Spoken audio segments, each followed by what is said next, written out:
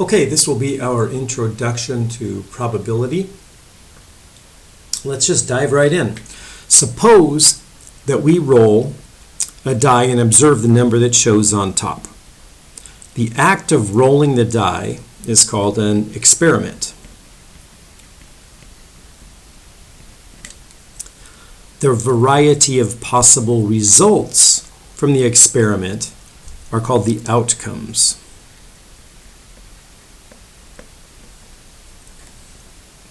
So if we repeat an experiment many times, each of those repetitions is called a trial. So what other possible experiments could we do? Well, there are lots of them. Rolling a die is very common. Flipping a coin is very common. Maybe drawing a card from a deck of cards, choosing one card out of that group, that would be an experiment as well. Oh, one other that's related to rolling a die would be rolling two dice. Okay, so number 2, suppose we flip a coin 20 times and tails shows up 12 times out of the 20, which means heads came up the other 8 times. The relative frequency of tails is computed as follows. The relative frequency is the number of occurrence of the outcome, that's how many tails we got, divided by the total number of trials, which was 20. So for us, this would be the relative frequency would be 12 over 20, which could be written 6/10, which is really 60%. I'll write it as a decimal and also as a percentage. So the relative frequency is 0.6 or 60% in this case. If we assume the coin is a fair coin, which means it's not weighted toward one side or the other, we would expect about half of the outcomes to be heads and about half of them to be tails. So if it is a fair coin, we expect the relative frequency of tails to be 1/2. Which is also 50%. 50 out of 100. Number 3, if we toss a fair coin twice, then we would expect to see 1 heads and 1 tails. Yeah, it seems likely that that would happen, but frequently it will show up either 2 heads or 2 tails. But as we flip the coin more and more times, the frequency of heads and the frequency of tails will approach the actual probability of 1/2. This is called the law of large numbers. And we just looked at the very simple case. If it's a fair coin, then you expect 50% of the time to get heads, 50% of the time to get tails. If you flip it twice, very frequently you'll get 2 heads or 2 tails. But if you were to roll it 1,000,000 times, approximately 1/2 of those times you would expect to have heads and approximately 1/2 tails. All right, suppose that an unknown coin is tossed 100 times and heads shows up 70 times, which means tails would show up 30 times. That may or may not be a fair coin. We don't know. The relative frequency of heads would be 70. There were 70 heads out of 100. You could write that as 0.7 or 70% if you like. And the relative frequency of tails in this case was 30 over 100, which you could write as 30%.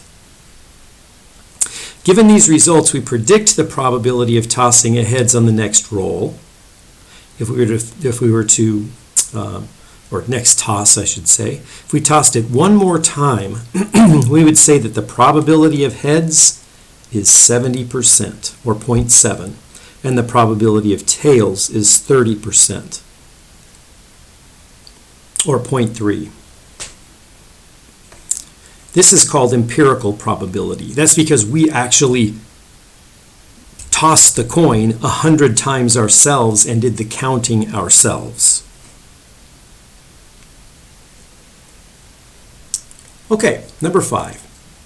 Quahog High School has this many students in total, 1,210.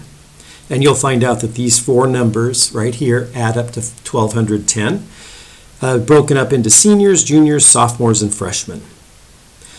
Let's just say that a student is selected at random.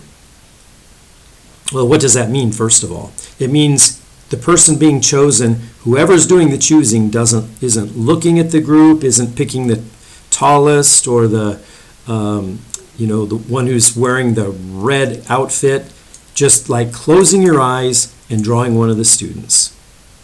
You'd think of it as being 1,210 marbles in a hat or in a bucket, and you just close your eyes, reach in, and grab one. That's selecting at random. What's the empirical probability that the student is a freshman? Well, we're going to write it as a fraction. And remember that these add up to 1,210 total. So there are 1,210 possibilities to choose from. So the probability that the student is a freshman would be the number of freshmen, which is 215, over the total number of students, which is 1,210. I'm not going to reduce that or write it as a decimal. I'll just leave it like that. That is the probability. What's the probability that the person chosen is a sophomore? Well, that would be 260 over 1,210. C says, what is the probability that the student is a junior or a senior? So you've got to group these two together. The probability that it's going to be one of these two groups, you have to add those two numbers up, and I think that would be 735 in those two groups together. So the probability that the student would be a junior or a senior, we have to add those up and get 735 over 1,210. And lastly is, what is the probability that the student is not a junior? The probability that the student is a junior would be 315 over 1,210. But how many of those students are not juniors? Well, we can determine that by adding up this one, and this one.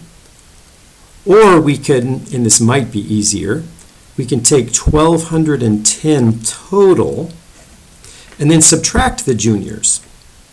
315, and whatever we get will be the number of seniors, sophomores, or freshmen, not a junior.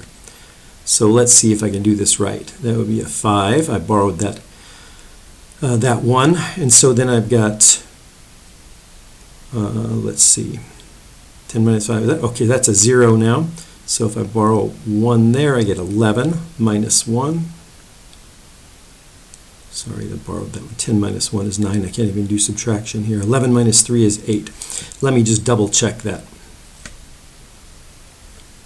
895 and 315 would be 1,100, 1,210. Correct. So that would be 895 over 1,210. Once again, 895 of the students are not juniors. The rest of them are. So the answer would be 895 over 1,210. And that is the beginning of our introduction to probability.